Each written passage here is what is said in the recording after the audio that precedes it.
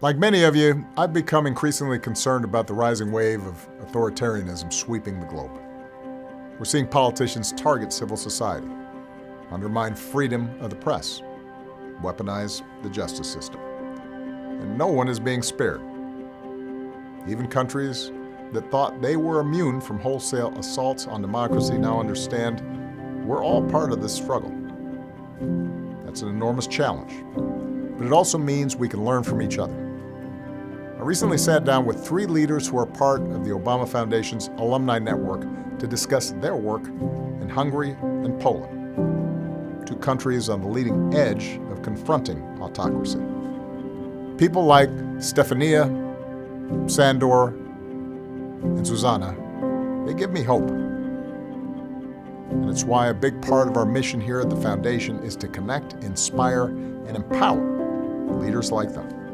Hello. How have you been? Hello. Nice to see you. Good to see How are you? Hi, good to see you. So nice to see you again. Come, sit down.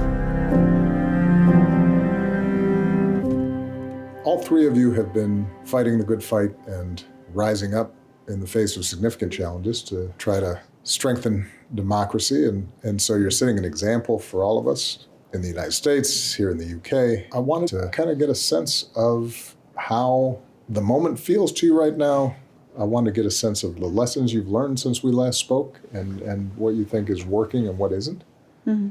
And I thought it would be useful for me also then to get a sense of how the Foundation can continue to refine its programming to be more effective in helping people confront some of the challenges that all of you have now experienced. We're going to be opening the Presidential Center next year.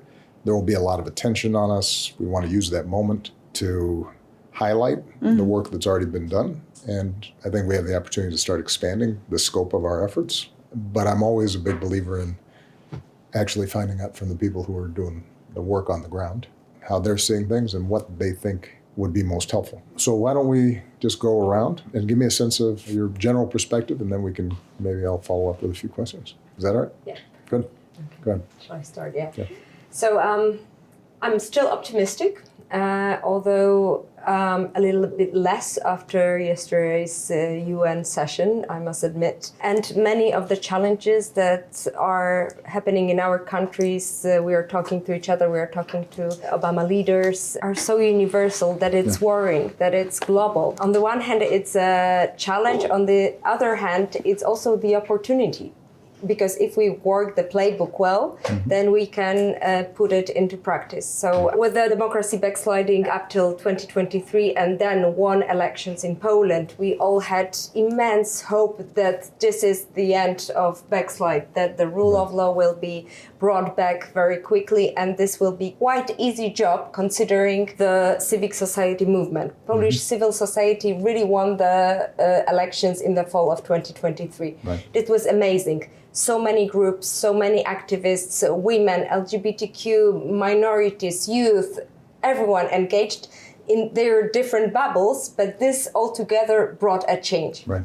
However, bringing back democracy, as I learned being a Deputy Minister of Justice, isn't that easy. Right. Because you have plenty of groups, plenty of lobbyists who, on the one hand, want to count accountable the previous governments, populists, on the other, are lacking the vision. And this is what I wanted to bring over to you and to discuss with colleagues from the Foundation as well, that we are living in a world, this is my definition of the current situation, of crisis of imagination, of vision. So they're constantly thinking about, how do I get through this next? Yes, and they are looking at the polls, and in the era of lack of authorities on the one hand, and era of influences on the other, this makes the politics very reactive and no politics of long-term visions and imagination. But also another issue that I'm worried about, especially when I listened to some of the speeches yesterday at the General Assembly,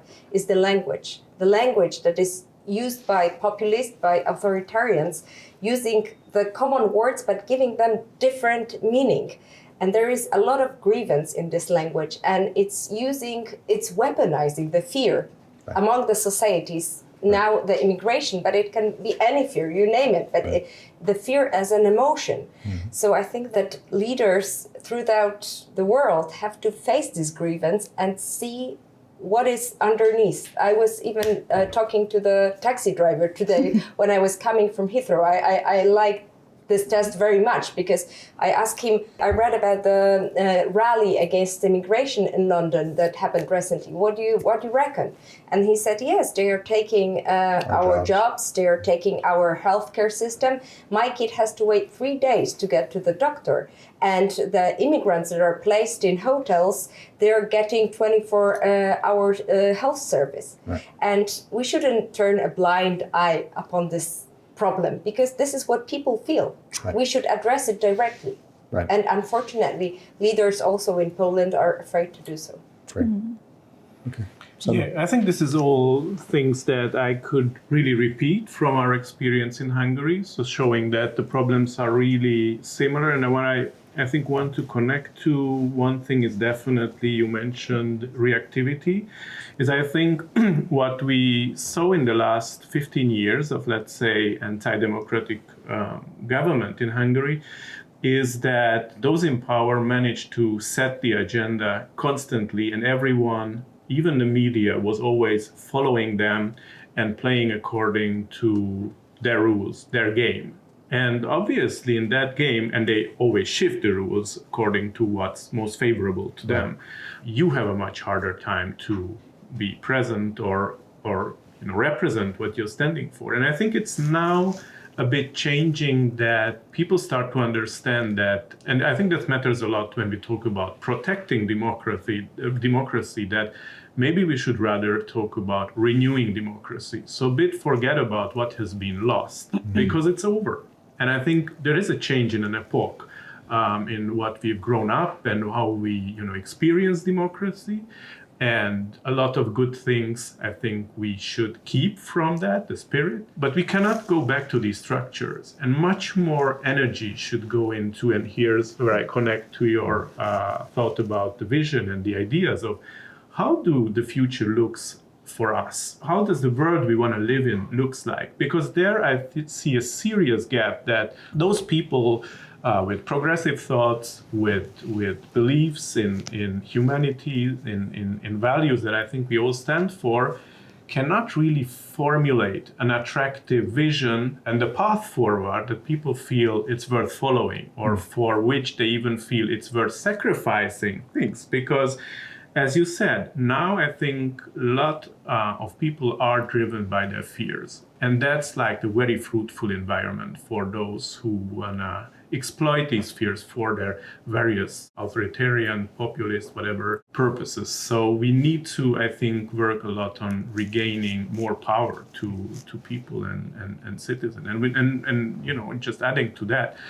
if we talk about democracy, that's a structure. But I think there are serious flaws in the system that has led us here, like, the power of big companies, the technologies that we have that's out of control. And these things we cannot simply solve by digging more in, and nationalism and going even further into nation state instead of opening up and connecting.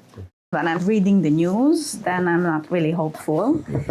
But being a human rights defender and working with communities in Hungary for 20 years, I used to say that I have a magnifying glass. So I'm not just taking the bird's eye view, but I'm really seeing what's happening on the ground. And that's where I gain really my hope. Right. And I think this is where we should turn our attention, because I agree that democracy was not working, because what we have seen last year in the year of elections is that not only authoritarians came to power, but also incumbents were voted out of power. Right.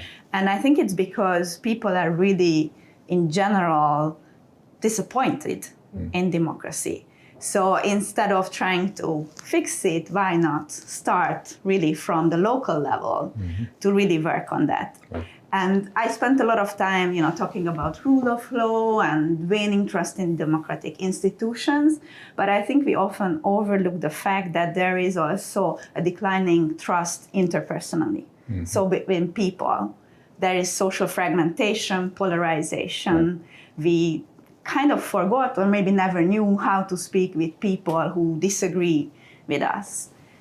And I think that's a real problem, because at the same time, if we look at opinion polls, we see that people generally, majorities, agree on what are the top priorities for them. And usually they also agree on how to solve them, or at least the principles. Yet they are not able really to come together.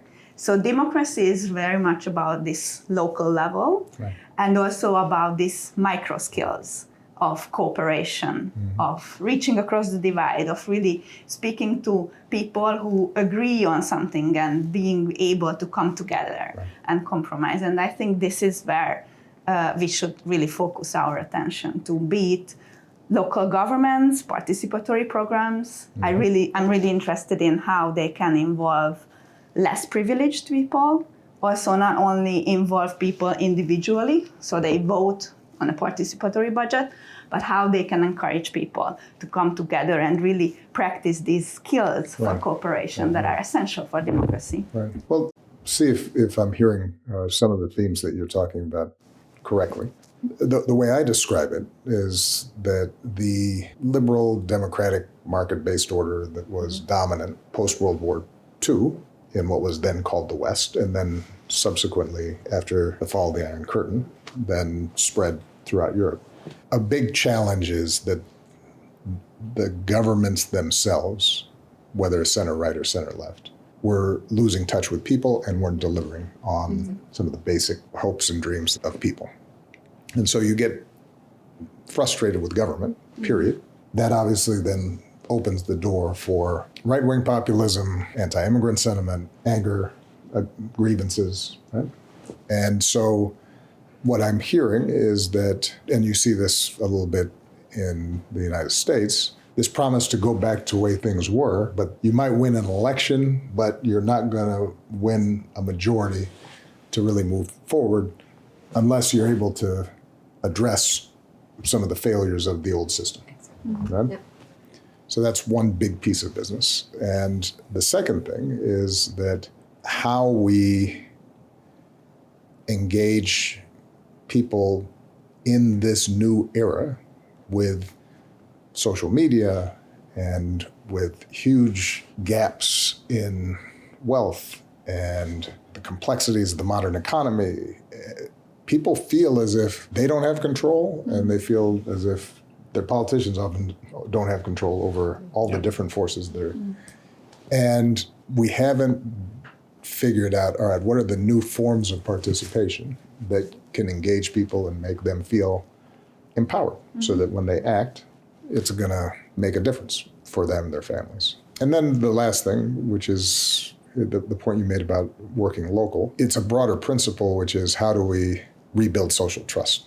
Because the thing we've learned is social media is very good at making people fearful of or angry about those who don't agree with them. What we haven't figured out is how do we get people to be able to work together despite not agreeing on everything. And probably a lot of that work has to be done from the bottom up, because at national levels, everything gets polarized and the lines get drawn very quickly.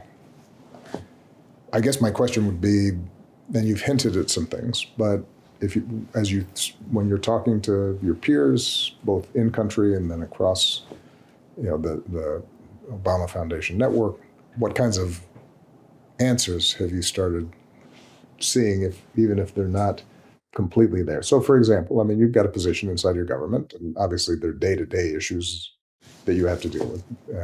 But when you think of, all right, what would be the vision that you think could excite and engage people? When you think of, here are one or two things that make it difficult for people to have faith and confidence in government and the results of democracy. And so as a consequence, if we fixed one or two of these things, it wouldn't solve all the problems, but it would be a good step forward. Just give me a sense of what you're seeing out there, or what you'd like to see more of. Well, for sure, I think to engage people, you have to have this end vision, so ending point, and you have to grow a path forward, this ending point with the stages, so that people know at which stage you are in reforming some kind of legal area. I was responsible for family justice. generally boring subject when it comes to non-lawyers and people who are not parties to the family courts proceedings. However, you can show them, relate to them, this end vision and the stages. But what's crucial for me is how you communicate it. So be authentic in this, be integral, admit to some of the hiccups on the way, show the difficulties, because people feel them. There is immense backlog of cases. You cannot pretend it's not non-existent. You cannot say that 2 years waiting for the first court hearing is, it's just not justice, to be honest.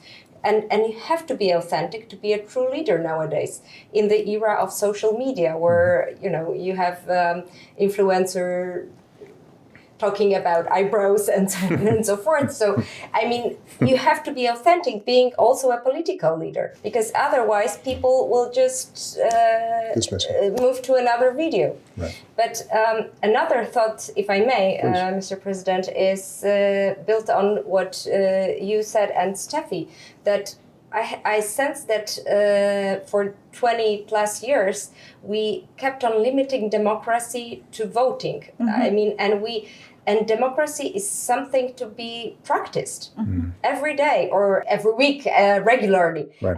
And people, it was kind of agreement, social agreement between politicians. Politicians were to take care of economy, and people were to turn for voting every 4 years, every 5 years. But it's not enough. We need active citizenry, and this is the lesson also learned after the Second World War. Hannah Arendt was writing about this. We need people to be engaged and to be empowered, for them to feel the ownership of the country, that it's theirs, theirs responsibility, and not to give it away to someone. Right. Yes, in our work, I think a fundamental shift was, as an anti-corruption organization, to understand that simply exposing corruption won't solve the problem. And we started to think more and more, okay, what can we do to actually foster good governance, or understanding that the best antidote against corruption is if you have citizens who care about the institutions, who care about the state, and they themselves don't allow corruption to happen, because they don't play that game.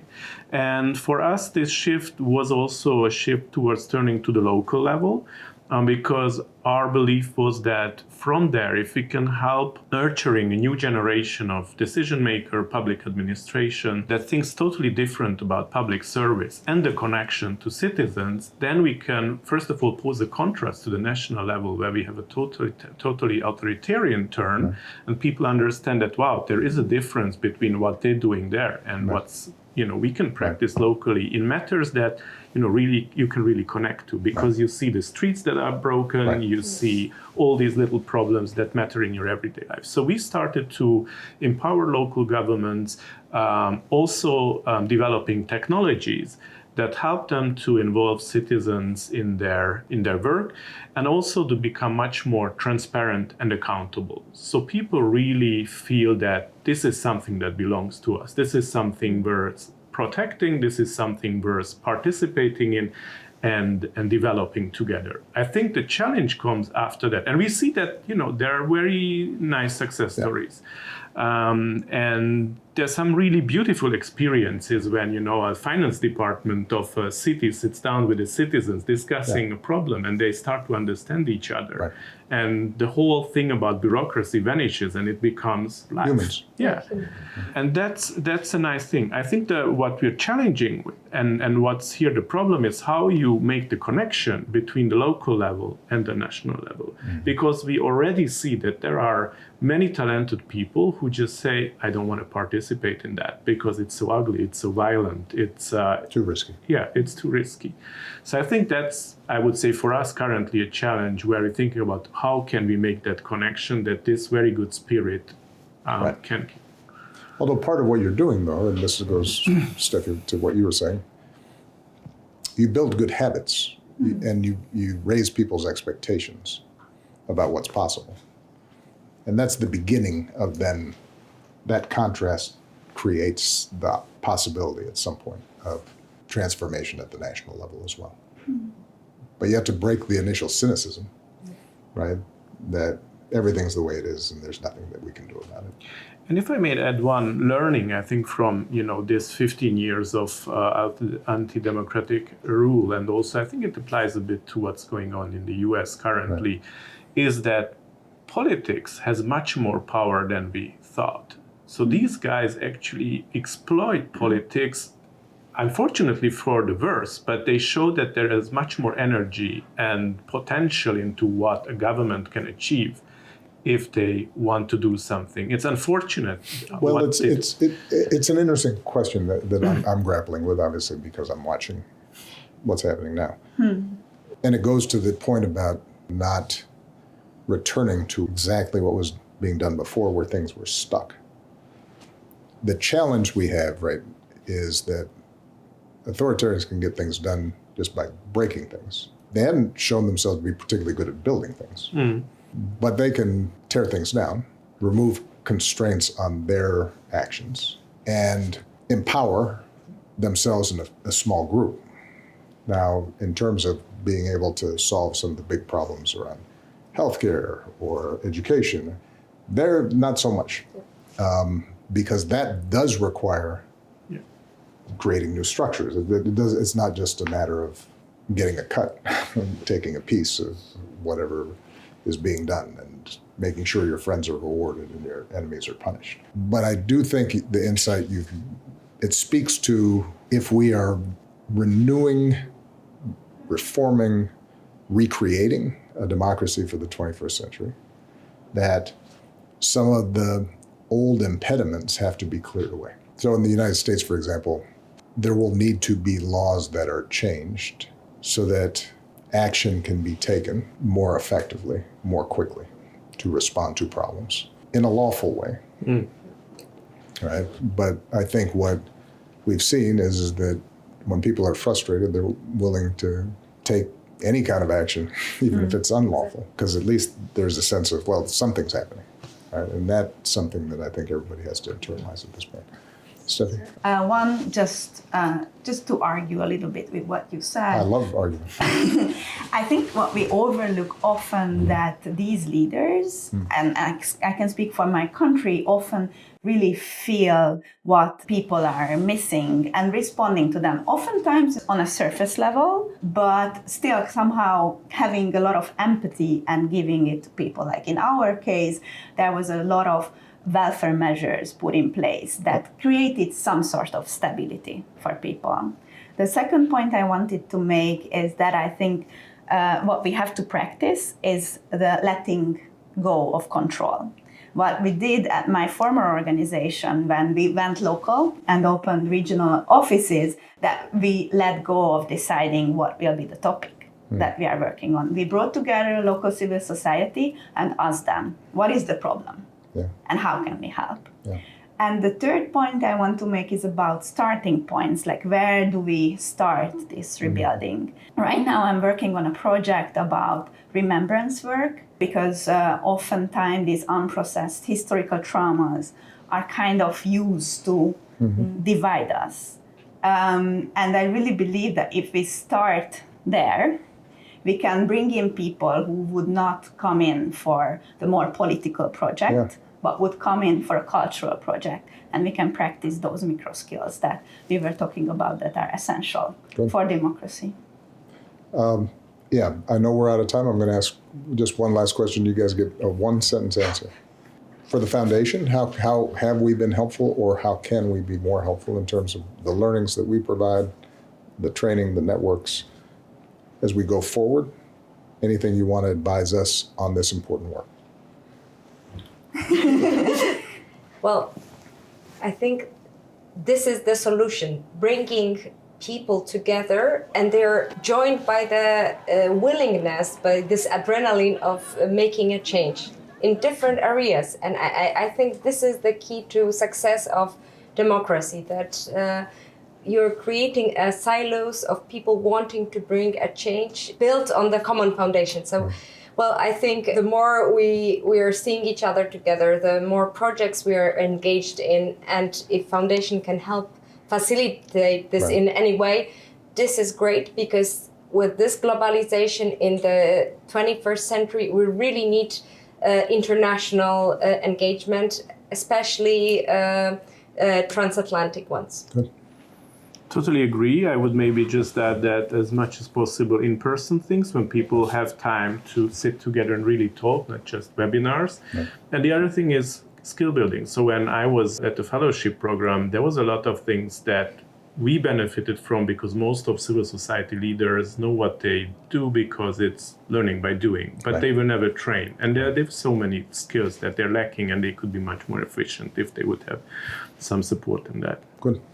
+1 on all of that, and bringing together very different people. I learned the most from people who were seemingly doing unrelated work to my work, and I think that was really valuable. Really opened my horizons. Sectors. Yeah.